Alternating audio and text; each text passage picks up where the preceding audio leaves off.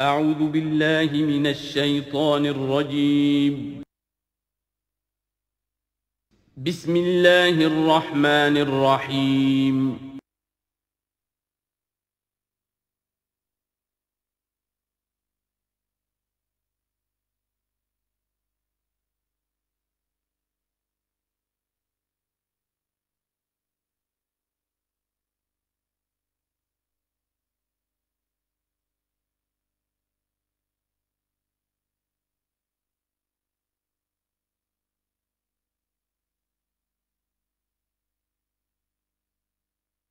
نحمده ونصلي على رسوله الكريم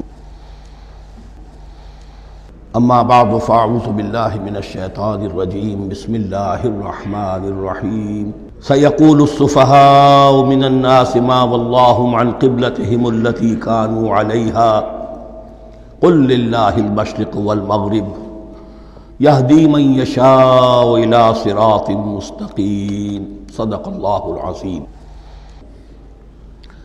اب یہ تحویل قبلہ کا مضمون براہ راست آ رہا ہے۔ اس کے لیے تمہیدی 2 رکوع ہم پڑھ چکے ہیں۔ حضرت ابراہیم کا تذکرہ جو معمار ہیں بیت اللہ کے، ابو الانبیاء ہیں، امام الناس ہیں، انہی کی ایک نسل بنی اسرائیل ہے، انہی کی ایک نسل بنی اسماعیل ہے۔ ان کا دین کیا تھا، اس کی بنیاد کیا تھی، انہوں نے اور خود ان کے پوتے حضرت یعقوب نے اپنی اولاد کو کس بات کی وصیت کی تھی، اب وہ اولاد مختلف پگڈنڈیوں پر چل کر کہاں کہاں پہنچ چکی ہے، یہ سارا پس منظر ہے اصل میں اس تحویل قبلہ کے لیے۔ اور تحویل قبلہ پر پورے 2 رکوع آ رہے ہیں۔ اس سے بسا اوقات یہ خیال پیدا ہوتا ہے، میرے ذہن میں بھی کبھی ہوتا تھا کہ یہ ایسی بڑی بات کیا تھی جس کے لیے قرآن مجید نے اتنے شد و مد کے ساتھ اور اس قدر تفصیل کے ساتھ بلکہ تکرار کے ساتھ بات کی۔ تو اصل میں اس کو یوں سمجھیے کہ ایک خاص مذہبی ذہنیت ہوتی ہے، اور وہ مذہبی ذہنیت یہ ہوتی ہے کہ اعمال کے ظاہر پر ان کی توجہ زیادہ مرکوز ہو جاتی ہے، اعمال کی جو روح ہے زیادہ اس کی طرف توجہ نہیں ہوتی ہے۔ عوام الناس کا معاملہ یہی ہو جاتا ہے، ظواہر پر، رسومات پر، جو ظاہری شکلیں ہیں ان کی اہمیت، جو اصل دین ہے، روح دین ہے، جو مقاصد دین ہیں، ان کی طرف توجہ نہیں ہوتی۔ نتیجہ یہ ہوتا ہے کہ ظاہر میں ذرا سا فرق انہیں بہت محسوس ہوتا ہے، ذرا سا فرق ہو گیا، کسی نے رفع یدین کر لیا، قیامت آ گئی، معلوم ہوا یہ کوئی اور ہی آ گیا ہماری مسجد میں، یہ کون ہے، کسی نے آمین ذرا اونچا کہہ دیا، پھر قیامت آ گئی۔ یہ ساری چیزیں جو یہ خاص ایک ذہنیت ہوتی ہے۔ اس ذہنیت کے پس منظر میں یہ مسئلہ چھوٹا نہیں تھا۔ ایک تو یہ کہ جو قبائلی اور قومی پس منظر تھا اس کے حوالے سے سمجھیے، مکے میں جو لوگ ایمان لائے، ظاہر بات ہے ان سب کو عقیدت تھی خانہ کعبہ کے ساتھ، خود حضور کو تھی۔ آپ روتے ہوئے نکلے ہیں اور آپ نے یہ فرمایا تھا کہ اے کعبہ مجھے تجھ سے بڑی محبت ہے، لیکن تیرے یہاں کے رہنے والے مجھے یہاں رہنے نہیں دیتے۔ پھر یہ کہ وہ جو عقیدت اور محبت تھی وہ تمام اور مسلمانوں کے دلوں میں بھی تھی۔ مدینے میں آ کر آپ نے رخ بدل دیا۔ جب تک مکے میں تھے معلوم ہوتا ہے کہ حضور جب کھڑے ہوتے تھے نماز کے لیے تو آپ اس طرح کھڑے ہوتے تھے کہ بیک وقت استقبال قبلتین ہو جاتا تھا، یعنی جو جنوبی دیوار ہے ایک طرف وہ کونا ہے جس میں حجر اسود ہے، اور دوسری طرف وہ یمانی ہے، رکن یمانی جو یمن کی طرف ہے، جنوب کی طرف ہے۔ ادھر کوئی شخص کھڑا ہوگا اور وہیں پر انہی کے درمیان جو ہے جب طواف کیا جاتا ہے تو دعا مانگی جاتی ہے، ربنا آتنا فی الدنیا حسنۃ وفی الآخرۃ حسنۃ وقنا عذاب النار۔ باقی پورے طواف میں آپ جو چاہیں دعا مانگے، لیکن یہاں یہ دعا ہے خاص۔ اب اگر کوئی شخص ادھر کھڑا ہو کر نماز پڑھ رہا ہے تو کعبہ تو سامنے ہے ہی، ٹھیک سیت میں یروشلم بھی ہے۔ استقبال القبلتین، ایک ہی وقت میں 2 قبلوں کی طرف رخ ہو گیا۔ مدینہ میں آ کر معاملہ بدل گیا، مدینہ درمیان میں ہے، مکہ مکرمہ اس کے جنوب میں ہے اور یروشلم اس کے شمال میں ہے۔ اب جنوب کی طرف رخ کریں گے تو پیٹھ ہوگی یروشلم کی طرف، یروشلم کی طرف رخ کریں گے تو پیٹھ ہوگی کعبے کی طرف۔ اس میں امتحان ہو گیا ان لوگوں کا جو ایمان لائے تھے کہ آیا وہ محمد الرسول اللہ صلی اللہ علیہ وسلم کے فرمان کی پیروی کرتے ہیں یا اپنی پرانی عقیدتوں اور اپنی پرانی جو روایات ہیں ان کو زیادہ اہمیت دیتے ہیں؟ اللہ کا شکر ہے جو لوگ مکے سے آئے تھے ان کی اتنی تربیت ہو چکی تھی کہ ان میں سے کسی کے لیے کوئی مسئلہ پیدا نہیں ہوا۔ اقبال کا وہ مصرع پھر سنا رہا ہوں، بمصطفیٰ برساں خیش را کے دی ہموست، اگر بہو نہ رسیدی تمام بولہ بیست۔ حالانکہ قرآن مجید میں کہیں منقول نہیں ہے کہ اللہ نے حکم دیا تھا، ہو سکتا ہے اللہ نے حضور کو وحی خفی کے ذریعے سے حکم دیا ہو، لیکن وحی جلی میں کہیں نہیں ہے کہ آپ کو حکم دیا گیا ہو کہ اب یروشلم کی طرف رخ کر کے نماز پڑھیے۔ یہ امتحان ہو گیا کہ رسول کا اتباع کتنا کچھ ہے۔ اب جب یہ حکم آیا، اب امتحان ہو گیا جو مدینے میں رہنے والے جو ایمان لائے تھے ان کا، اس لیے کہ یہاں یہودی بھی تھے، بعض ان میں سے ایمان لائے، عبداللہ ابن سلام رضی اللہ تعالیٰ عنہ تھے، ان کو علماء میں سے تھے، لیکن جو اور دوسرے لوگ تھے وہ بھی زیر اثر تھے یہود کے علماء کے، ان کے دل میں بھی یروشلم کی عظمت تھی۔ اب جب انہیں رخ کرنا پڑا تو یہ ان کے ایمان کا امتحان ہو گیا۔ تو یہ بڑا امتحان تھا اس میں کہ جو سب کے لیے مثبر تھا، اور مسلمانوں میں سے بعض لوگوں کے دلوں میں یہ خیال بھی پیدا ہوا ہوگا اگر اصل قبلہ یہ تھا تو ہم نے اب تک جو نمازیں پڑھی ہیں وہ تو پھر ہم نے غلط اس پر پڑھی، ہماری اتنی سالوں کی کسی کو ایمان لائے وہ 10 برس ہو گئے، ہماری ان نمازوں کا کیا بنے گا؟ وہ نمازیں ضائع ہو گئیں تو نماز تو ایمان کا رکن رکین ہے، تو بڑی تشویش پیدا ہو گئی۔ اس کے ساتھ ہی ایک مسئلہ یہ پیدا ہوا سیاسی اعتبار سے کہ یہود اب تک تو یہ سمجھ رہے تھے کہ حضور نے اور مسلمانوں نے ہمارا قبلہ اختیار کر لیا ہے، تو گویا کہ ہمارے کیمپ فالوورز ہیں، ہمارا تو انہوں نے اتباع کیا ہے، لہذا ہمیں کوئی خاص اندیشہ نہیں ان کی طرف سے۔ لیکن اب جب قبلہ بدل گیا تو ان کے کان کھڑے ہو گئے کہ یہ تو پھر کوئی نئی اب ملت ہے اور نئی امت کی تشکیل ہو رہی ہے، لہذا ان کی طرف سے مخالفت جو تھی اس کے اندر شدت زیادہ پیدا ہو گئی۔ یہ سارے مضامین تھے کہ جو یہاں پر زیر بحث آ رہے ہیں۔ سَيَقُولُ السُّفَهَاءُ مِنَ النَّاسِ، بہت غیر معمولی ہے اس کا آغاز ہی اس آیت کا۔ ان قریب کہیں گے لوگوں میں سے احمق اور بے وقوف لوگ، مَا وَلَّاهُمْ عَنْ قِبْلَتِهِمُ الَّتِي كَانُوا عَلَيْهَا، کس چیز نے پھیر دیا انہیں اس قبلے سے کہ جس پر یہ تھے، یعنی یہ 16 مہینے نماز پڑھی ہے بیت المقدس کی طرف رخ کر کے یروشلم کی طرف، اب کس چیز نے پھیر دیا انہیں؟ قُلْ لِلَّهِ الْمَشْرِقُ وَالْمَغْرِبُ، دیکھیے وہی الفاظ جو 14ویں رکوع میں آئے تھے جو تمہید بن رہے تھے، کہہ دیجئے کہ اللہ ہی کے لیے ہے مشرق اور مغرب۔ گویا کہ شمال اور جنوب، مشرق و مغرب، شمال و جنوب، محاورے میں مشرق و مغرب زیادہ استعمال ہوتا ہے، سب اللہ کے ہیں، اللہ کسی سمت میں محدود نہیں ہے۔ یہدی من یشاء الی صراط مستقیم، وہ جس کو چاہتا ہے سیدھے راستے کی طرف ہدایت دے دیتا ہے۔ وَكَذَلِكَ جَعَلْنَاكُمْ، اب یہ خاص بات کہی جا رہی ہے، اے مسلمانوں تم اس تحویل قبلہ کو معمولی بات نہ سمجھو، یہ علامت ہے اس بات کی کہ اب تمہیں وہ حیثیت حاصل ہو گئی۔ وَكَذَلِكَ جَعَلْنَاكُمْ أُمَّةً وَسَطًا لِتَكُونُوا شُهَدَاءَ عَلَى النَّاسِ وَيَكُونَ الرَّسُولُ عَلَيْكُمْ شَهِيدًا، اب تمہارا فرض منصب یہ ہے کہ رسول نے جس دین کی گواہی تم پر دی ہے اپنے عمل سے، اپنے قول سے، اسی دین کی گواہی تمہیں دینی ہے اپنے قول سے اور اپنے عمل سے پوری نوع انسانی پر۔ اب تم لنک بن گئے ہو، اب تک نبوت کا سلسلہ جاری تھا، ایک نبی کی تعلیم ختم ہوئی، بگڑ گئی، تحریف ہو گئی، غائب ہو گئی، دوسرا نبی آ گیا، پھر کوئی تیسرا آ گیا، چلے آ رہے، لہذا ہر دور کے اندر اب وہ جو معاملہ تھا تسلسل کے ساتھ چل رہا تھا، اب یہاں نبوت ختم ہو رہی ہے محمد الرسول اللہ صلی اللہ علیہ وسلم پر، تو نوع انسانی تو ختم نہیں ہو رہی، ابھی قیامت تو نہیں آئی ہے، اب آگے لوگوں کو تبلیغ کرنا، ان تک دین پہنچانا، ان پر حجت قائم کرنا، ان کا احقاق حق پر ابطال باطل کا فریضہ سر انجام دینا، یہ کون کرے گا؟ تو پہلے تو ہمیشہ اللہ کی طرف سے وہی جبریل لائے اور نبی کے پاس آ گئے، نبی نے لوگوں کو سکھا دیا۔ اب یہ کہ اللہ سے جبریل لائے محمد کے پاس، محمد نے سکھایا تمہیں، اور تمہیں سکھانا ہے پوری نوع انسانی کو، تو تم اب وہ درمیانی لنک ہو۔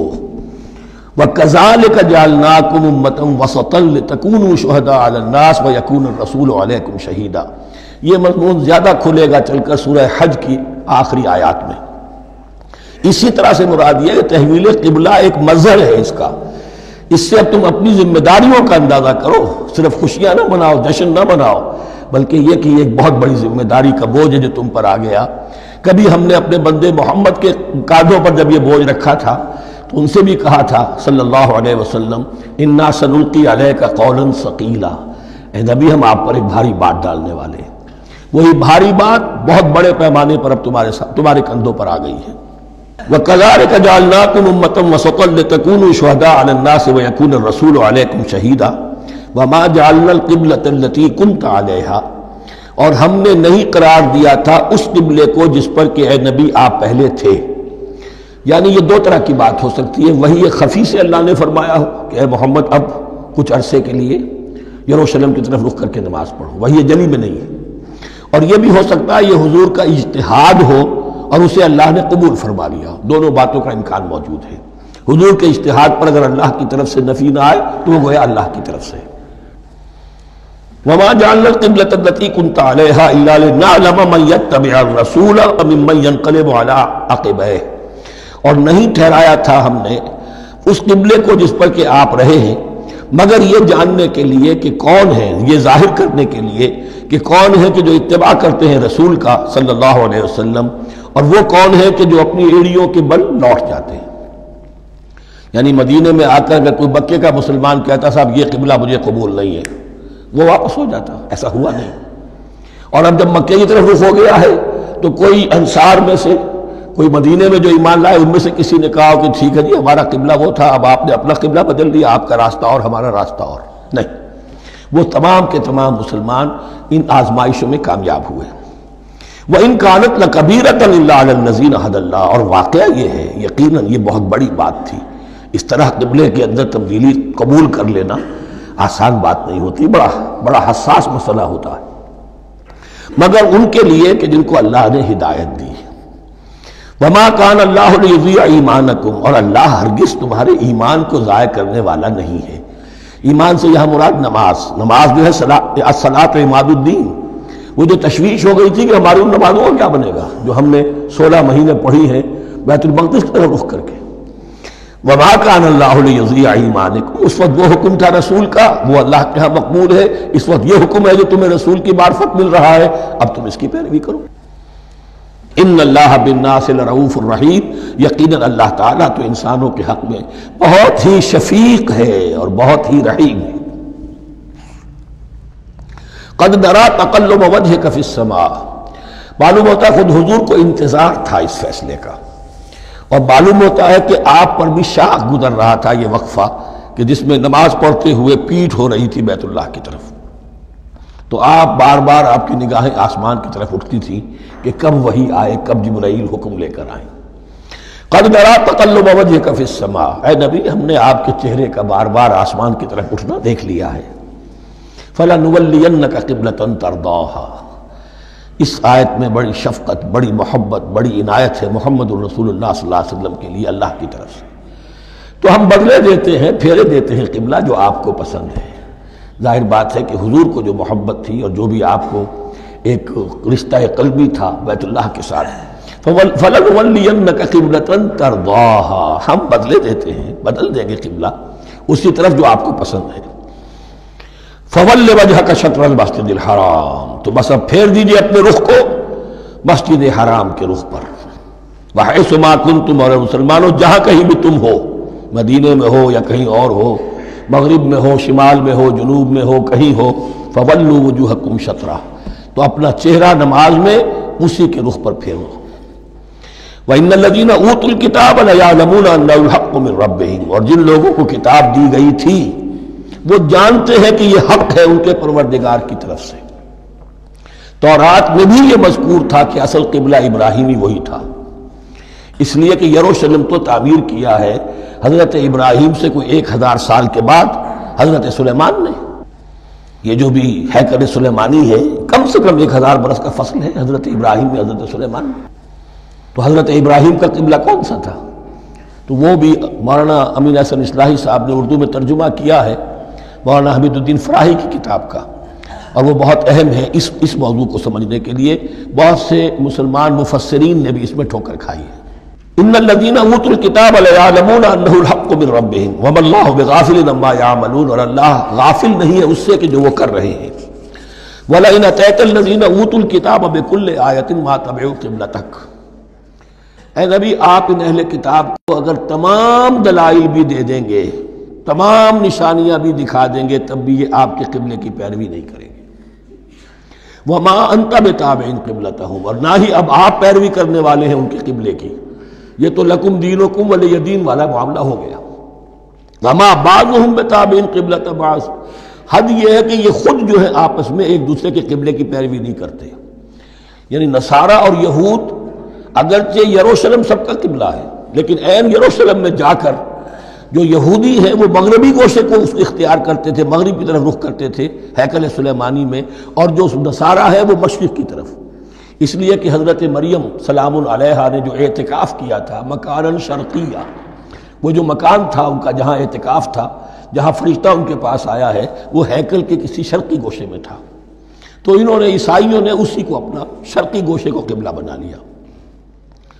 وَلَئِنِ اتَّبَعْتَ أَهْوَاءَهُمْ، اور اے نبی اگر بالفرض آپ نے ان کی خواہشات کی پیروی کی، من بعد ما جاءك من العلم، اس کے بعد کہ آپ کے پاس العلم صحیح علم آ چکا ہے، إِنَّكَ إِذًا لَمِنَ الظَّالِمِينَ، تو آپ بھی پھر ظلم کرنے والوں میں سے ہو جائیں گے، معاذ اللہ۔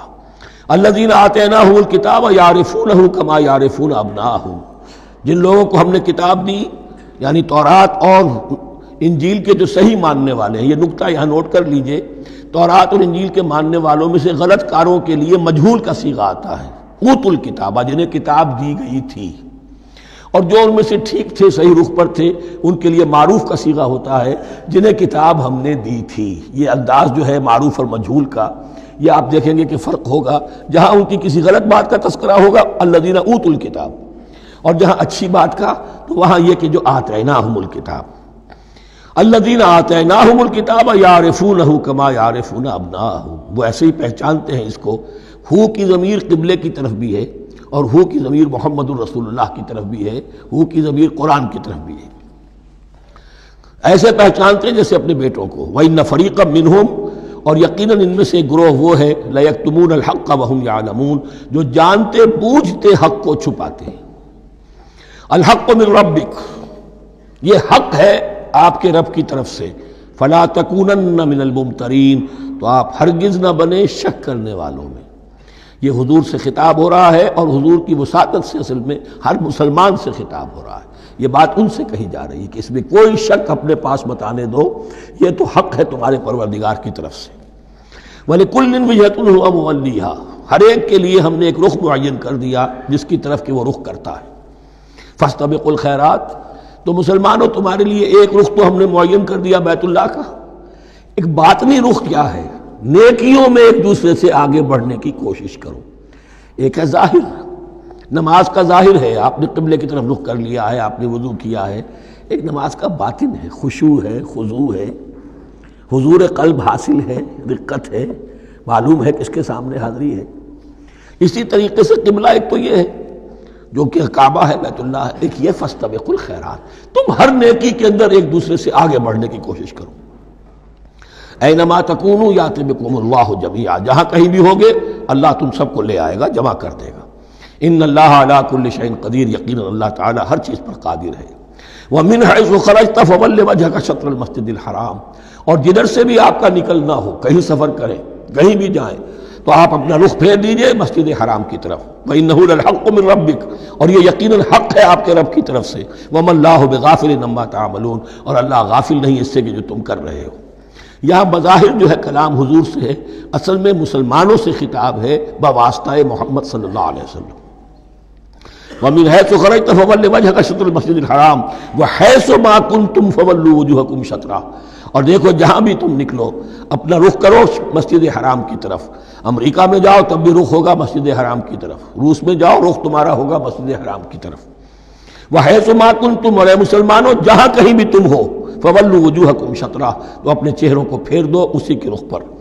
لِأَلَّا يَكُونَ لِلنَّاسِ عَلَيْكُمْ حُجَّةٌ، تاکہ نہ رہے لوگوں کے پاس تمہارے خلاف کوئی دلیل۔ اب اس بات کو سمجھ لیجئے کہ چونکہ تورات میں لکھا ہوا تھا کہ نبی آخر الزمان کا قبلہ کعبہ ہوگا، اگر حضور یہ قبلہ اختیار نہ کرتے تو علماء یہود حجت قائم کرتے مسلمانوں پر کہ دیکھو تورات میں تو یہ لکھا ہے اور انہوں نے وہ اختیار نہیں کیا. تو یہ گویا کہ ان کے اوپر اتمام حجت بھی ہو رہا ہے اور قطع عذر بھی ہو رہا ہے، ان کی حجت کی جڑ بھی کٹ رہی ہے. الا الذین ظلموا منہم، سوائے ان میں سے ان کے جو ظالم ہیں، اعتراض کرنے کے لیے لاکھ انہوں نے پھر بھی ہیلے بہانے بنائی لینے ہیں. فلا تخشوہم، تو اے مسلمانوں ان سے نہ ڈرو، واخشونی، مجھ سے ڈرو. وَلِأُتِمَّ نِعْمَتِي عَلَيْكُمْ، اور یہ جو تحویل قبلہ ہوئی ہے اور محمد الرسول اللہ صلی اللہ علیہ وسلم کی بعثت کی بنیاد پر ایک نئی امت کو شکل دی جا رہی ہے اور اسے اب امامت الناس سے سرفراز کیا جا رہا ہے، وراثت ابراہیمی اب اسے منتقل ہو گئی ہے. یہ اس لیے ہے وَلِأُتِمَّ نِعْمَتِي عَلَيْكُمْ، اپنی نعمت میں تم پر اس کا اتمام فرما دوں، مکمل کر دوں. وَلَعَلَّكُمْ تَهْتَدُونَ، اور تاکہ تم ہدایت یافتہ بن جاؤ. کما ارسلنا فیکم رسولا، جیسے کہ ہم نے بھیج دیا ہے تم میں ایک رسول. اب یہ دعا ابراہیم و اسماعیل یاد کر لیجئے. ربنا وبعث فیہم رسولا منہم یتلو علیہم آیاتک ویعلمہم الکتاب والحکمت ویزکیہم. اب گویا کہ وہاں تو دعا تھی اور یہ 3000 سال کے بعد اس دعا کا ظہور ہو رہا ہے بعثت محمدی کی شکل میں. کما ارسلنا فیکم رسولا منکم، جیسے کہ ہم نے بھیج دیا ہے تم میں رسول اپنا تم ہی میں سے. یتلو علیکم آیاتنا، وہ تلاوت کرتا ہے تم پر ہماری آیات. ویزکیکم، تمہیں پاک کرتا ہے، تزکیہ کرتا ہے تمہارا. ویعلمکم الکتاب والحکمہ، اور تمہیں تعلیم دیتا ہے کتاب و حکمت کی. ویعلمکم ما لم تکونوا تعلمون، اور تمہیں تعلیم دے رہا ہے ان چیزوں کی جو تمہیں معلوم نہیں تھی. یہاں ایک نقطہ بڑا اہم ہے، حضرت ابراہیم اور اسماعیل کی دعا میں جو ترتیب تھی یہاں اللہ نے اس کو بدل دیا ہے.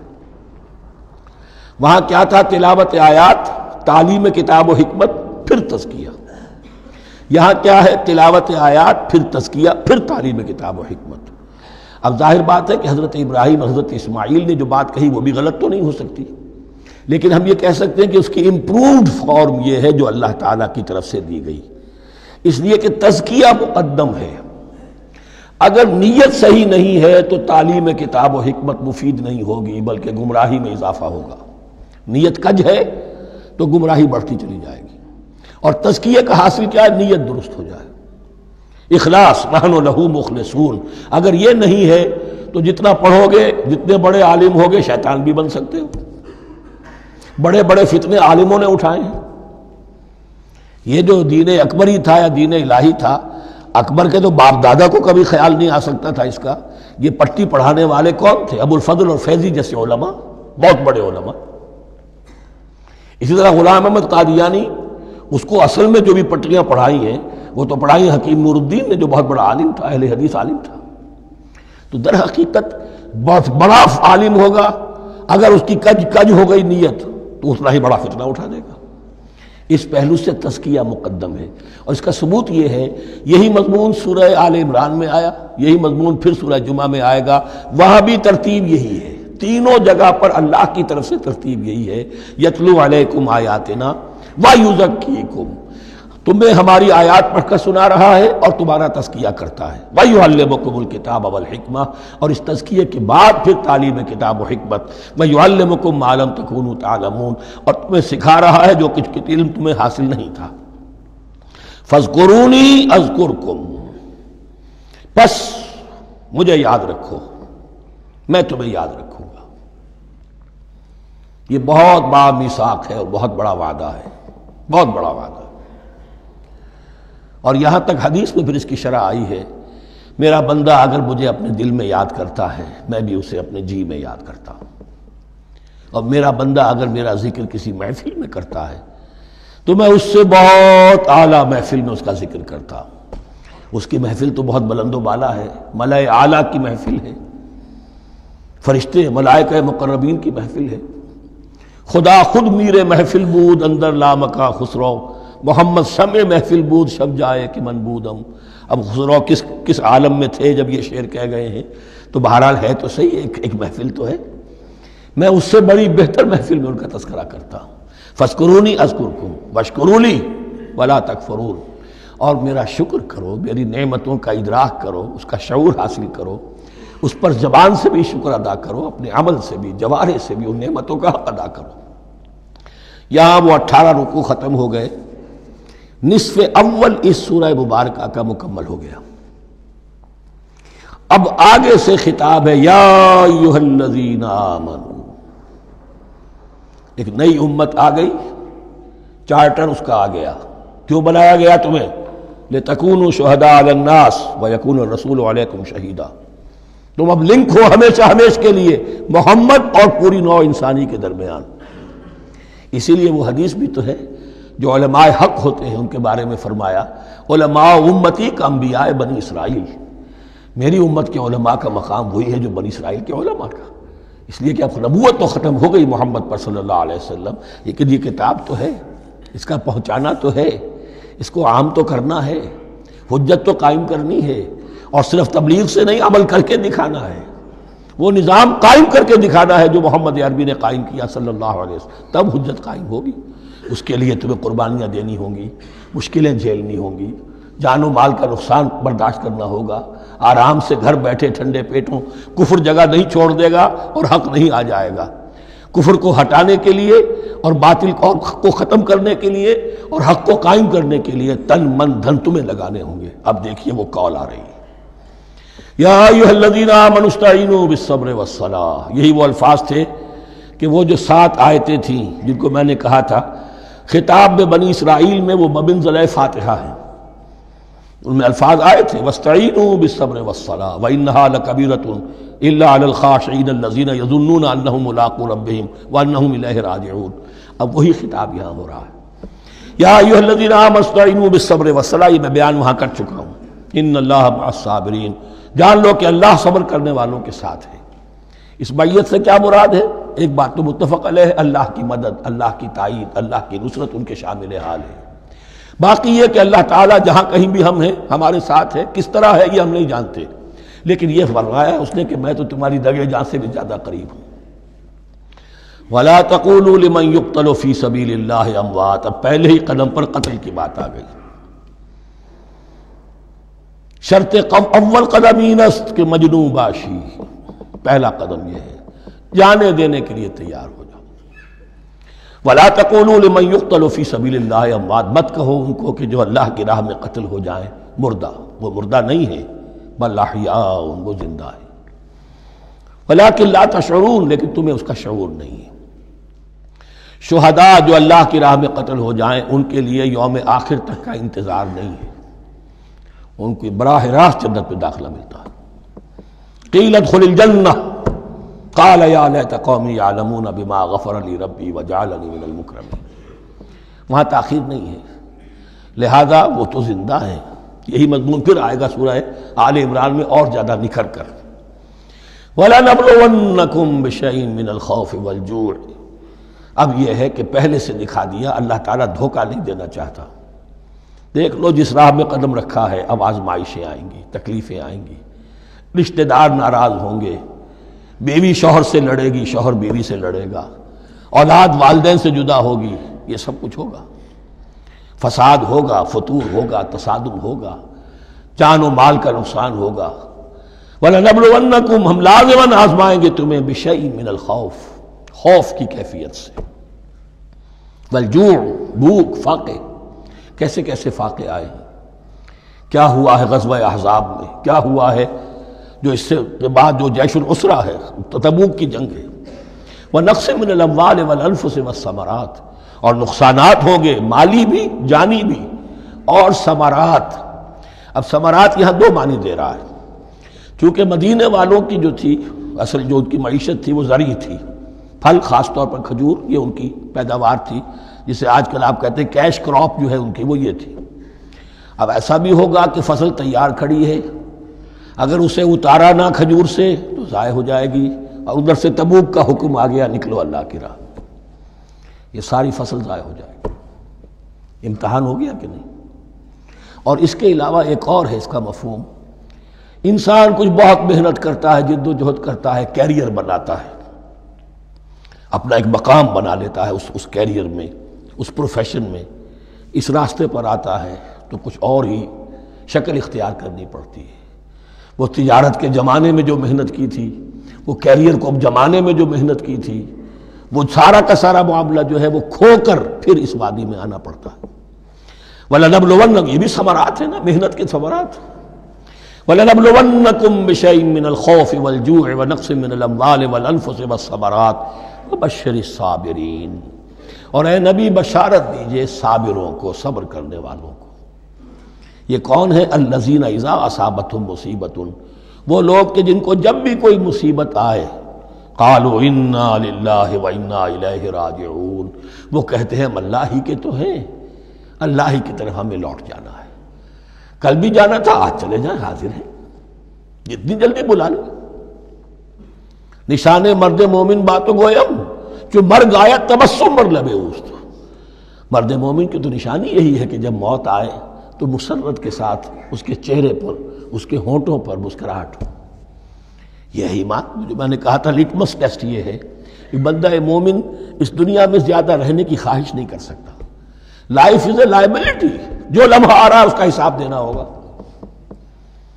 تو جتنی عمر بڑھ رہی ہے حساب بڑھ رہا ہے۔ It's not an asset, it's a liability. اور الدنیا سجن المومن و جنت الکافر، یہ تو مومن کے لیے ایک قید خانہ ہے، ہاں کافروں کی جنت۔ وَبَشِّرِ الصَّابِرِينَ الَّذِينَ إِذَا أَصَابَتْهُمْ مُصِيبَةٌ قَالُوا إِنَّا لِلَّهِ وَإِنَّا إِلَيْهِ رَاجِعُونَ أُولَٰئِكَ عَلَيْهِمْ صَلَوَاتٌ مِّن رَّبِّهِمْ وَرَحْمَةٌ، یہ ہیں وہ لوگ کہ جن پر ہر وقت اللہ کی عنایتوں کا نزول ہوتا رہتا ہے اور رحمت کی بارش ہوتی رہتی ہے۔ وَأُولَٰئِكَ هُمُ الْمُهْتَدُونَ، اور یہی لوگ ہیں ہدایت یافتہ، جنہوں نے واقعتاً ہدایت کو اختیار کیا ہے۔ اور جو ایسے مرحلے پر ٹھٹک کر کھڑے رہ جائیں، پیچھے رہ جائیں، پیچھے بیٹھ جائیں، پیٹھ موڑ لیں، وہ گویا کہ ختم ہوا ان کا معاملہ۔ اب چونکہ اس معاملے میں بحث ہو گئی تھی خانہ کعبہ کی بھی، پھر اسی میں مقام ابراہیم کی بات آ گئی تھی، تو کچھ ذہنوں میں سوال پیدا ہوا کہ یہ جو حج کے مناسک میں صفا اور مروہ جو ہے یہ بھی تو آخر اسی کا تو ان کی کیا حقیقت ہے، کوئی حقیقت ہے یا نہیں؟ فرمایا ان الصفا والمروہ من شعائر اللہ، یہ بھی اللہ کے شاعر میں سے ہے۔ شاعر کسے کہتے ہیں؟ وہ چیز جو شعور بخشے، تو وہ چیزیں کہ جن کے ساتھ اولو العزم پیغمبروں یا اولو العزم انسانوں، اولو العزم اولیاء اللہ کے کچھ حالات و واقعات کا کوئی ذہنی سلسلہ قائم ہوتا ہو، وہ گویا کہ شعور دلانے والے ہوتے ہیں، یاد دلانے والے ہوتے ہیں، اللہ تعالیٰ کی طرف ذہن کو لے جانے والے ہوتے ہیں، اس اعتبار سے شاعر۔ ان الصفا والمروہ من شعائر اللہ فمن حج البیت او اعتمر فلا جناح علیہ ان یطوف بہما، تو جو کوئی بھی ہمارے گھر کا حج کرے، بیت اللہ کا حج کرے یا عمرہ کرے، اعتمر، فلا جناح علیہ، تو کوئی حرج نہیں ہے اس پر، ان یطوف بہما، کہ ان دونوں کا بھی طواف کرے، وہ جو 7 چکر لگائے جاتے ہیں، ان الصفا والمروہ۔ ومن تطوع خیرا، جو شخص جان بوجھ کر بھلا کام کرتا ہے، فإن اللہ شاکر علیم، تو جان لو اللہ بڑا قدردان ہے۔ اب شکر انسان کرتا ہے تو اس کے معنی کیا ہوں گے؟ احسان مند ہونا۔ وہی شکر اللہ کرتا ہے شکور، اس کے کیا معنی ہوں گے؟ قدردانی، میرے بندے نے یہ کام کیا، میرے بندے نے میرے لیے یہ محنت کی، یہ قربانی دی۔ ان اللہ شاکر علیم، اور جانتا ہے، چاہے کسی اور کو پتہ نہ چلے اسے تو معلوم ہے۔ اگر تم نے اللہ کی رضا جوئی کے لیے کسی کو کوئی مالی مدد دی ہے اس حال میں کہ جو کچھ داہنے ہاتھ نے دیا ہے بائیں کو بھی خبر نہیں ہونے دی، کجا یہ کہ کسی اور انسان کے سامنے اس کا تذکرہ ہو، تو اب یہ جو ہے اللہ کے تو علم میں ہے۔ اگر تو اللہ سے اجر و ثواب چاہتے ہو تو اس کا ڈنڈورا پیٹنے کی کوئی ضرورت نہیں، اور اگر تم نے لوگوں کو دکھانے کے لیے کیا تھا تو وہ تو شرک ہو گیا، لائبلٹی ہو گئی۔ ان الذین یکتمون ما انزلنا من البینات، اب یہاں پھر کچھ آخری یوں سمجھیے کہ یہ اب جس کو کہتے ہیں موپنگ اپ آپریشن، بات مضمون تو پورا ختم ہو گیا لیکن کچھ نہیں صحیح چیزیں ابھی ہیں سابقہ امت مسلمہ کے بارے میں کہنے کی، وہ مزید ایڈ کی جا رہی ہیں۔ ان الذین یکتمون ما انزلنا من البینات والہدی من بعد ما بیناہ للناس فی الکتاب اولئک یلعنهم اللہ یلعنهم اللاعنون، یقیناً وہ لوگ جو چھپاتے ہیں اس شے کو جو ہم نے نازل کی ہے بینات میں سے اور ہدایت میں سے، اس کے بعد کہ ہم نے ان کو واضح کر دیا ہے لوگوں کے لیے کتاب میں، وہ لوگ ہیں کہ جن پر لعنت کرتا ہے اللہ، اور لعنت کرتے ہیں تمام لعنت کرنے والے۔ یعنی علم ایک بہت بڑی جو ہے امانت ہے، اس علم کا چھپانا، کتمان حق، ہم آیت پڑھ آئے ہیں وَمَنْ أَظْلَمُ مِمَّنْ يَكْتُمُ شَهَادَةً عِنْدَهُ مِنَ اللَّهِ، اگر اللہ کی طرف سے کوئی گواہی کسی کے پاس ہے اور وہ اسے چھپا لے تو اس سے بڑا ظالم کون ہوگا۔ اب انہی کی وضاحت ہو رہی ہے، کیسی کیسی کھلی شہادتیں تورات اور انجیل میں تھیں اور ان کو یہ چھپائے پھر رہے ہیں۔ ان الذين يكتمون ما انزلنا من البينات والهدى من بعد ما بيناه للناس في الكتاب اولئك يلعنهم الله ويلعنهم اللاعنون الا الذين تابوا واصلحوا وبينوا، سوائے ان کے کہ جو توبہ کرے، رجوع کرے اور اپنی اصلاح کر لے اور اب واضح کرے وہ شے کہ جو انہوں نے چھپائی ہوئی تھی اسے ظاہر کرے۔ فاولئک اتوب علیہم، تو ان کی توبہ میں قبول کروں گا اور ان کی طرف میں نگاہ التفات میں اپنی پھر ان کی طرف متوجہ کر دوں گا۔ وَأَنَا التَّوَّابُ الرَّحِيمُ، اور میں تو ہوں ہی توبہ کا قبول کرنے والا اور رحم فرمانے والا۔ إِنَّ الَّذِينَ كَفَرُوا وَمَاتُوا وَهُمْ كُفَّارٌ، یقیناً جن لوگوں نے کفر کیا اور وہ مرے اسی حال میں کہ کفر پر قائم تھے، أُولَئِكَ عَلَيْهِمْ لَعْنَةُ اللَّهِ وَالْمَلَائِكَةِ وَالنَّاسِ أَجْمَعِينَ، ان پر تو لعنت ہے اللہ کی بھی اور فرشتوں کی بھی اور تمام انسانوں کی بھی۔ خالدین فیہا، اس لعنت کی کیفیت میں وہ اب ہمیشہ رہیں گے۔ لا یخفف عنہم العذاب، نہ ان پر سے عذاب کے اندر کوئی کمی کی جائے گی، ولا ہم ینظرون، نہ انہیں کوئی مہلت ملے گی کہ عذاب کا تسلسل ذرا سی دیر کے لیے وقفہ ہو جائے، سانس لینے کی مہلت مل جائے۔ ولا ہم ینظرون۔ وَإِلَٰهُكُمْ إِلَٰهٌ وَاحِدٌ، سن لو تمہارا الہ اور معبود ایک ہی الہ ہے۔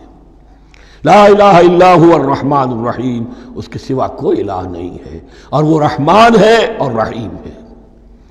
اب جو آیت آ رہی ہے اس کے پڑھنے سے پہلے ایک بات سمجھ لیجئے کہ یہ جو اب 22 رکوعوں کا مضمون ہم پڑھ رہے ہیں، مجھے یہ بات آج شروع میں واضح کرنی چاہیے تھی، اس میں ترتیب کیا ہے۔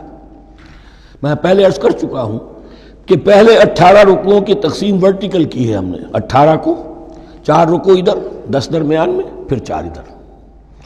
یہاں اب چلے گی ہاریزونٹل تقسیم، افقی تقسیم، اور اس کی بھی شکل کیا ہے کہ 4 مضامین ہیں کہ جو تانے بانے کے ساتھ بنے ہوئے ہیں، یا 4 لڑیاں ہیں مضمون کی کہ جن کو بٹ کر رسی بنا دیا گیا۔ وہ 4 مضامین کیا ہیں؟ مسلمانوں سے خطاب میں ان کے لیے عبادات اور احکام اور شرائع، یہ واجب ہے، یہ کرنا ہے، یہ حلال ہے، یہ حرام ہے، نماز فرض ہے، روزہ فرض ہے، وغیرہ وغیرہ۔ اور 2 لڑیاں جہاد، جہاد بالمال، جہاد بالنفس۔ جہاد بالنفس کی آخری انتہا قتال ہے، جہاں انسان نقد جان ہاتھ پر رکھ کر، ہتھیلی پر رکھ کر میدان میں حاضر ہو جاتا ہے۔ جو جنگ میں گیا اس نے اپنے آپ کو موت کے لیے پیش کر دیا، بچ کر آ جائے تو بونس ہے۔ اس اعتبار سے یہ 4 جڑیں۔ شریعت کو 2 حصوں میں تقسیم کیجئے، عبادات اور پھر بقیہ احکام شریعت، معاملات، جن میں خاص طور پر شوہر اور بیوی کا تعلق جو ہے وہ سب سے اہم ہے۔ لہذا اس صورت میں آپ دیکھیں گے تفصیلی احکام آئیں گے آئلی قوانین کے ضمن میں۔ دوسری طرف جہاد بالمال یعنی انفاق، اللہ کی راہ میں خرچ کرنا، اور جہاد بالنفس جس کی آخری منزل قتال۔ اب یہ 4 لڑیاں اس طرح سے ہیں، فرض کیجئے ایک لال لڑی ہے، ایک پیلی ہے، ایک نیلی ہے، ایک ہری ہے، ان کو بٹ دیا گیا ہے۔ جب ایک طرف سے دیکھیں گے تو کٹا پھٹا نظر آئے گا، رنگ لال نظر آیا، پھر پیلا نظر آیا، پھر نیلا نظر آیا، پھر ہرا، پھر لال، پھر نیلا، پھر پیلا، پھر ہرا۔ تو ایسا معلوم ہوگا جیسے کٹے پھٹے ہیں مضامین۔ لڑیاں کھول دیجئے، معلوم ہوگا ایک لڑی وہ بھی بڑی مسلسل ہے، جہاد بالمال کی، ایک لڑی ہے جہاد بالنفس یعنی قتال کی، ایک لڑی ہے جو عبادات کی، ایک لڑی ہے معاملات کی اور شریعت کے احکام کی۔ یہ 4 لڑیاں، اور یہ تانے بانے کی طرح بنی ہوئی ہیں، لیکن اسی بنتی میں بہت بڑے حسین پھول موجود ہیں۔ طویل آیات اور طویل آیات، عظیم ترین آیات قرآن مجید کی، ان میں سے اب ایک آیت یہاں آ رہی ہے۔ اس کو میں نے عنوان دیا ہے آیت الآیات۔ ان فی خلق السماوات والارض واختلاف اللیل والنہار والفلک التي تجری فی البحر بما ينفع الناس وما انزل اللہ من السماء من ماء فاحیا به الارض بعد موتها وبث فيها من كل دابة وتصریف الرياح والسحاب المسخر بين السماء والارض لآیات لقوم یعقلون۔ اتنے فینومینا آف نیچر کسی ایک آیت میں جمع نہیں ہے قرآن. اللہ تعالیٰ تمام فینومینا آف نیچر کو اپنی آیتیں قرار دیتا ہے. آسمان اور زمین کی تخلیق، رات اور دن کا الٹ پھیر مختلف جگہوں پر، اور یہ جو ستارے ہیں اور یہ جو بھی نباتات ہیں زمین کی، ان میں سے آیتیں ہی آیت. لیکن ان آیت الآیات کو جس طرح یہاں ایک آیت میں سمویا ہے، یہ حکمت کا ایک بہت بڑا پھول ہے، بہت بڑا پھول جو ان چار لڑیوں کی بنتی کے اندر آ گیا ہے. یقیناً آسمان اور زمین کی تخلیق میں اور رات اور دن کے الٹ پھیر میں اور اس جہاز میں یا کشتی میں جو چلتی ہیں سمندر میں یا دریاؤں میں، وہ سامان لے کر جو لوگوں کو نفع دیتا ہے، بما ينفع الناس وما انزل اللہ من السماء من ماء، اور اس پانی میں کہ جو اللہ نے اتارا ہے آسمان سے، فاحیا به الارض بعد موتها، اور پھر اس سے وہ زندہ کر دیتا ہے زمین کو اس کے مردہ ہو جانے کے بعد. بے آب و گیا زمین پڑی تھی، بارش ہوئی ہے، اسی میں سے رویدگی آ گئی ہے. وبث فیہا من کل دابہ، اور یہ تمام حیوانات اور چرند اور پرند جو اس کے اندر پھیلا دیے گئے ہیں. وتصریف الریاح، اور یہ ہواؤں کا چلنا جو ہے، کبھی پروا چل رہی ہے، کبھی پچھمی چل رہی ہے، کبھی مشرق سے آ رہی ہے، کبھی مغرب سے آ رہی ہے، تصریف الریاح ہے. والسحاب المسخر بین السماء والارض، اور ان بادلوں میں کہ جو معلق کر دیے گئے آسمان اور زمین کے درمیان. لآیات لقوم یعقلون، ان سب میں آیات ہیں، نشانیاں ہیں ان لوگوں کے لیے جو عقل سے کام لیں. ان کو دیکھو اور ان کے خالق کو، مدبر کو پہچانو. آیات ہے، اور ان کے آیات کے پہچاننے کا جو عملی نتیجہ نکلنا چاہیے، اور جس کو عام طور پر لوگ نہیں پہنچ پاتے جس تک، اب اگلی آیت میں اس کا تذکرہ ہے. نتیجہ تو نکلنا یہ چاہیے کہ پھر محبوب اللہ ہی ہو، شکر اسی کا ہو، اطاعت اسی کی ہو، عبادت اسی کی ہو. جب سورج میں کچھ نہیں، یہ تو اللہ نے اس کو بنایا ہے، یہ حرارت جو ہے اللہ نے دی ہے، چاند میں کچھ نہیں، ہوائیں چلانے والا کوئی وہی تو ہے. تو اب کسی شے کے لیے کوئی شکر نہیں، کسی شے کے لیے کوئی عبادت نہیں، کوئی ڈنڈوت نہیں، کوئی سجدہ نہیں، بلکہ صرف اللہ کے لیے. اور وہی مطلوب و مقصود بن جائے، وہی محبوب ہو. لا محبوب الا اللہ، لا مقصود الا اللہ، لا مطلوب الا اللہ. جن لوگوں کی یہاں تک رسائی نہیں ہو جاتی، وہ لوگ کسی اور شے کو اپنا محبوب و مطلوب بنا کر اس کی پرستی شروع کر دیتے ہیں. خدا تک نہیں پہنچے، اپنے نفسی کو معبود بنا لیا، جو یہ کہے کر رہے، معبود تو ہو گیا. ارایت من اتخذ الہہ ہواہ، اپنے قوم کو معبود بنا لیا، قوم کی برتری کے لیے اور قوم کی سربلندی کے لیے جانے بھی دے رہے، وطن کو معبود بنا لیا. اس حقیقت کو علامہ اقبال نے سمجھا ہے. اس دور کا سب سے بڑا بت وطن ہے. اس دور میں میں اور ہے، جام اور ہے، جم اور، ساقی نے بنا کی روش لطف و ستم اور، تہذیب کے آزر نے ترشوائے صنم اور، مسلم نے بھی تعمیر کیا اپنا حرم اور، ان تازہ خداؤں میں بڑا سب سے وطن ہے، جو پیرہن اس کا ہے وہ مذہب کا کفن ہے. نیشنلزم، ٹیریٹوریل، وطنی قومیت، وطن کی جے، یہ معبود بنائے بیٹھے. تو اب یہاں سنیے، وَمِنَ النَّاسِ، اور لوگوں میں سے کچھ ایسے بھی ہیں، مَن يَتَّخِذُ مِن دُونِ اللَّهِ أَندَادًا، جو اللہ کو چھوڑ کر کچھ اور چیزوں کو اس کا مد مقابل بنا دیتے ہیں. وطن کو بنا لیا، قوم کو بنا لیا، ہیومنزم، انسانیت، نوع انسانی، ہم اس کے خدمتگار ہیں، ہم اس کی بہتری کے لیے کام کر رہے ہیں، یہ بھی ایک معبود بن گیا. اور سب سے گھٹیا انسان وہ ہے کہ اپنے ہی حسن کا دیوانہ بنا پھرتا ہوں، اپنا ہی نفس ہے، اسی کے گر چکر لگا رہا ہے، وہی حریم ہے اس کا، وہی حرم ہے اس کا، اور وہ طواف کر رہا ہے اپنے نفس کا، تو وہ بھی تو اس کا ایک معبود ہے. لوگوں میں سے وہ بھی ہیں کہ جو اللہ کو چھوڑ کر کسی اور چیز کو اس کا مد مقابل بنا دیتے ہیں. یحبونہم کحب اللہ، اور ان سے محبت کرنے لگتے ہیں جیسی کہ اللہ سے کرنی چاہیے. یہ فلسفہ ہے اصل میں، ہندی میں سے آدرش کہتے ہیں، عربی میں نصب العین، انگلش میں آئیڈیل. ہر باشعور انسان کسی شے کو اپنا آئیڈیل بناتا ہے اور اس سے پھر محبت کرتا ہے، اس کے لیے جیتا ہے، اس کے لیے مرتا ہے. قربانیاں دیتا ہے، ایثار کرتا ہے، قوم کے لیے قربانی، وطن کے لیے قربانی، فلاح کے لیے قربانی، خود اپنی ذات کے لیے قربانی۔ یحبونہ کحب اللہ، یہ سارے کام تو اللہ کے لیے کرنے کے تھے۔ جیو اللہ کے لیے، مرو اللہ کے لیے، محبت اس سے کرو۔ ان صلاتی و نسکی و محیای و مماتی للہ رب العالمین۔ تم نے اپنی یہ ساری نسبتیں کسی اور شے کے ساتھ وابستہ کر دی، تم نے اللہ کا مد مقابل تراش لیا۔ می تراشت فکر ما ہر دم خدا بندے دیگر، رست از یک بند تا افتاد در بندے دیگر۔ انسان معبود تراشتا رہتا ہے اپنے ذہن سے، اور ان کے لیے محبت کرتا ہے، جانیں دیتا ہے، قربانیاں دیتا ہے۔ وَمِنَ النَّاسِ مَن يَتَّخِذُ مِن دُونِ اللَّهِ أَندَادًا يُحِبُّونَهُمْ كَحُبِّ اللَّهِ، یہ مضمون بھی سورہ حج میں زیادہ واضح ہوگا۔ وَالَّذِينَ آمَنُوا أَشَدُّ حُبًّا لِلَّهِ، پھر یہ لٹمس ٹیسٹ کا لفظ میری زبان پر آ رہا ہے، اور جو لوگ واقعتاً صاحب ایمان ہوتے ہیں ان کی شدید ترین محبت ہوتی ہے اللہ کے ساتھ۔ اگر یہ نہیں ہے، اگر یہ نہیں تو بابا پھر سب کہانیاں ہیں۔ کوئی شے اللہ سے زیادہ محبوب ہو گئی وہ تمہاری معبود ہے، تم نے اللہ کو چھوڑ دیا، چاہے وہ دولت ہی ہے۔ تعس عبد الدینار و عبد الدرہم، ہلاک و برباد ہو جائے درہم و دینار کا بندہ۔ نام عبد الرحمن ہے، حقیقت میں عبد الدینار ہے۔ دینار آنا چاہیے، حرام سے آئے، حلال سے آئے، جائز سے آئے، ناجائز سے آئے، تو معبود اللہ نہیں ہے، معبود دینار ہے۔ ہندو نے یہ کیا کہ لکشمی دیوی کی ایک مورتی بنا کر پوجنا شروع کر دیا۔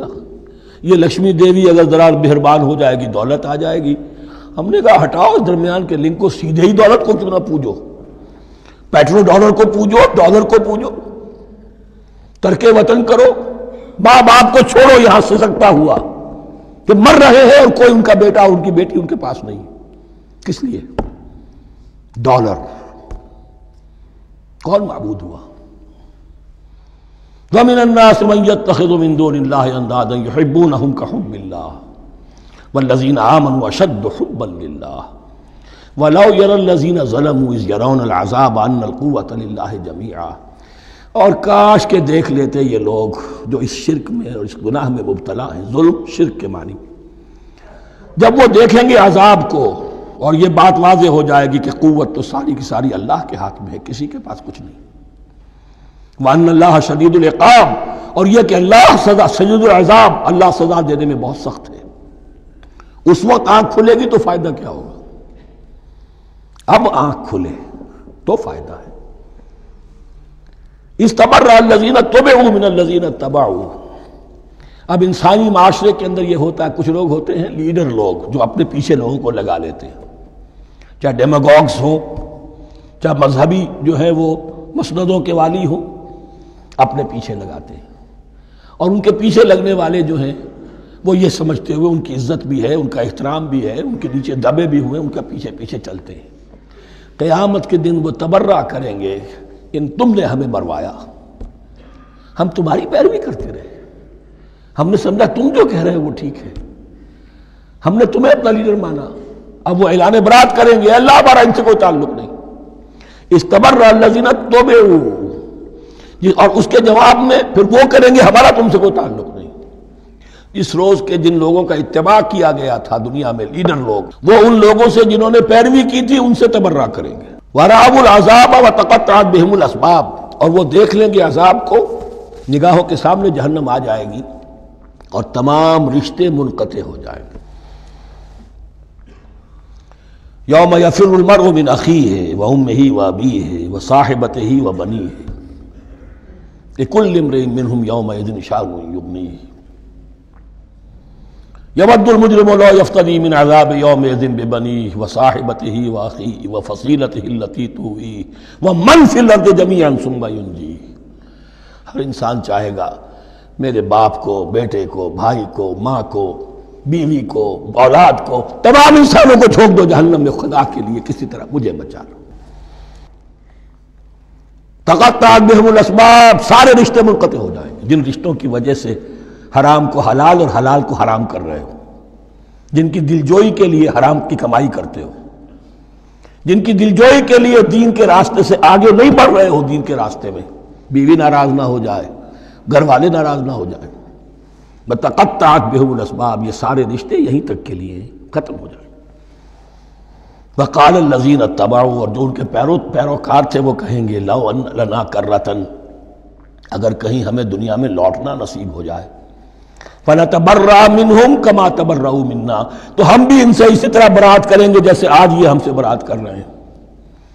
کذالک یریہم اللہ اعمالہم حسرات علیہم، اس طرح اللہ ان کو دکھائے گا ان کے اعمال حسرتیں بن جائیں گی. کاش کہ ہم نے سمجھا ہوتا، کاش کہ ہم نے ان کی پیروی نہ کی ہوتی، کاش کہ ہم نے ان کو اپنا لیڈر اور اپنا ہادی اور رہنما نہ مانا ہوتا.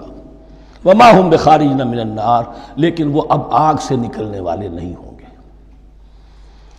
یا ایھا الناس کلوا مما فی الارض حلالا طیبا ولا تتبعوا خطوات الشیطان انہ لکم عدو مبین. اے لوگو، زمین میں جو کچھ حلال اور طیب ہے، حلال ہے اور پاک ہے، صاف ستھری چیز اور حلال چیز، وہ کھاؤ، اور شیطان کے نقش قدم کی پیروی نہ کرو. انہ لکم عدو مبین، یقیناً وہ تمہارے لیے کھلا دشمن ہے. یہ بحث اصل میں کھلے گی سورہ انعام میں جا کر. وہاں عرب میں یہ رواج تھا، بتوں کے نام پر کوئی جانور چھوڑ دیتے تھے، جیسے ہندوؤں میں بھی تھی رواج، ہم نے تو بچپن میں دیکھا ہے. کوئی سانڈ چھوڑ دیا، کسی کے کان جو ہے وہ چیر دیے، یہ فلاں بت کے لیے ہے، فلاں دیوی کے لیے ہے. اب اسے کوئی کچھ نہیں کہہ سکتا تھا، وہ جہاں چاہیں وہ منہ ماریں جا کر ان کا، اور پھر ان کا ظاہر بات ہے ان کا گوشت کیسے کھایا جا سکتا تھا. تو عرب میں بھی یہ رواج تھے، اور ابھی تک اس کے کچھ نہ کچھ ریزیڈول ایفیکٹس تھے. آباء و اجداد کی جو رسمیں چلی آ رہی ہوں وہ آسانی سے جو ہے وہ چھوٹتی نہیں ہے، کچھ نہ کچھ اثرات رہتے ہیں، جیسے آج تک ہمارے ہاں ہندوانہ اثرات موجود ہیں. تو ایسے لوگوں سے کہا جا رہا ہے کہ یہ تمام حرمتیں جو تمہارے ان لوگوں نے مشرکین نے بنا لی تھی، یہ جانور حرام، یہ جانور حرام ہو گیا، اسے فلاں کے نام پر نامزد کیا ہے، اس اونٹ کی جو ہے اتنی اونٹنیوں کے ساتھ جفتی ہو چکی ہے، اب بس اس کو خالی کر دو، چھوڑ دو، نہ اس کے اوپر سواری کی جائے گی اور نہ اس کا گوشت کھایا جائے گا. یہ کوئی نہیں ہے، جو چیز حلال ہے اصلاً اور طیب ہے کھاؤ. انما یامرکم بالسوء والفحشاء، یقیناً شیطان تمہیں حکم دیتا ہے بدی کا اور بے حیائی کا. وان تقولوا علی اللہ ما لا تعلمون، اور اس کا کہ تم کہو اللہ کی طرف نسبت کر کے جو تم جانتے نہیں ہو کہ اللہ نے حرام کیا. بھائی تمہیں کہاں معلوم؟ کوئی دلیل لاؤ، کسی کتاب میں دکھاؤ کہ اللہ نے یہ چیز حرام کر دی.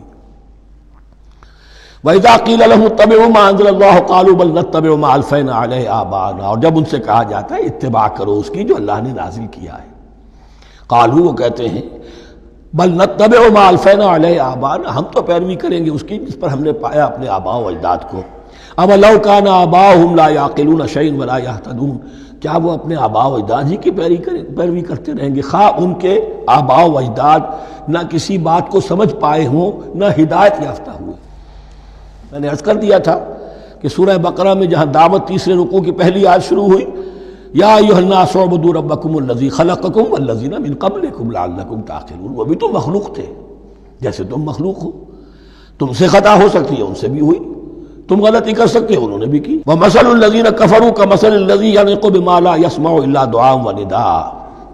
یہاں ذرا تمثیل کے اندر ایک پیچیدگی ہے کہ بظاہر ترجمہ تو یہ ہوگا کہ مثال ان لوگوں کی جنہوں نے کفر کیا اس شخص کی سی ہے جو پکار رہا ہے ایسی چیز کو جو نہ سنتا ہے نہ سمجھتا ہے.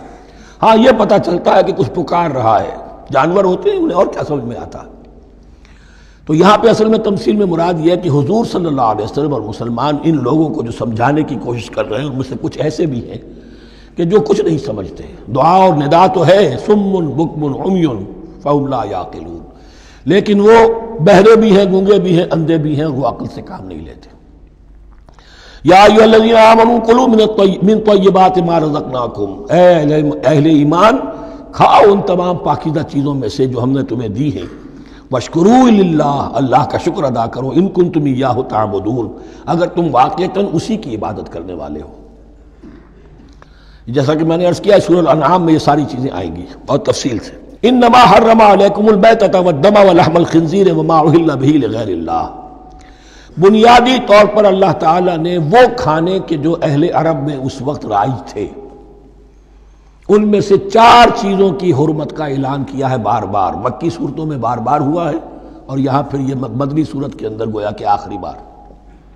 انما حرم علیکم المیتۃ، اللہ نے تم پر حرام کیا مردار کو، جو اپنی آپ موت مر گیا، ذبح نہیں کیا گیا، والدم، اور خون حرام ہے، نجس ہے۔ اسی لیے جو ذبح کرنے کا ہمارا طریقہ ہے وہ یہ ہے کہ صرف گردن کو کاٹا جائے تاکہ اس میں شریانے وغیرہ کٹ جائے اور اکثر جو ہے خون جسم کا نکل جائے۔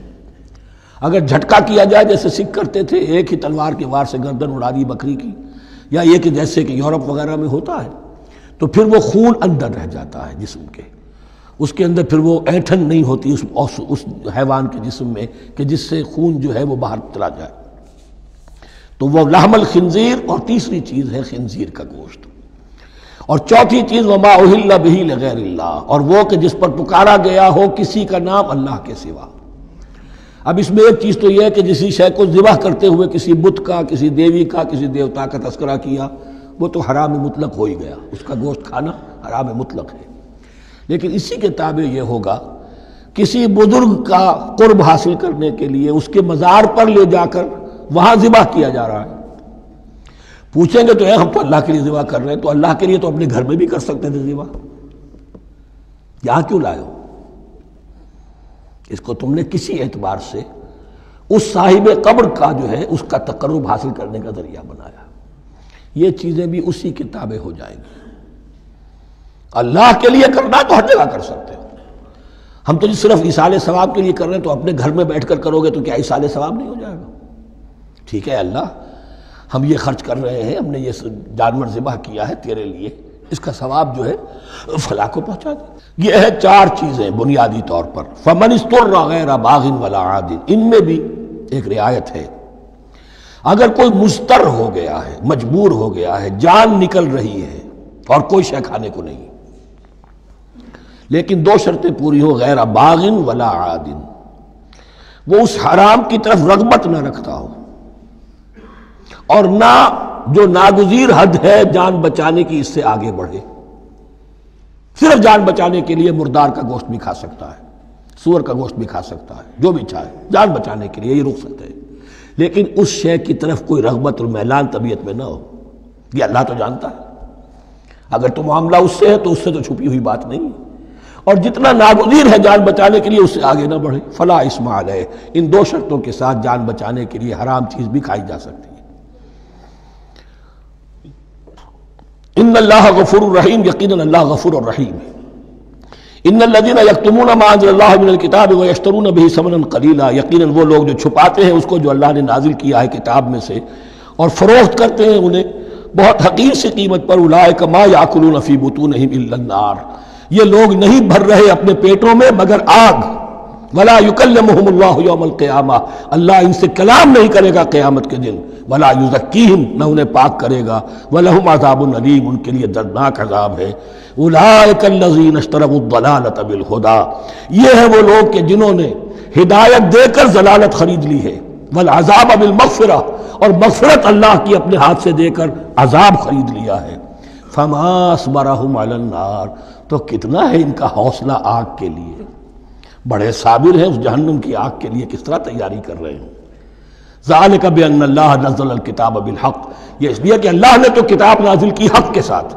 وان الذین اختلفوا فی الکتاب لفی شقاق بعید، اور یقیناً جن لوگوں نے کتاب اور شریعت میں پھر یہ پگڈنڈیاں نکالی، اختلاف کی، وہ بڑی ہی دشمنی میں اور بڑی ہی شقاوت کے اندر مبتلا ہو گئے۔ بارک اللہ لی ولکم فی القرآن العظیم ونفعنی وإیاکم بالآیات والذکر الحکیم۔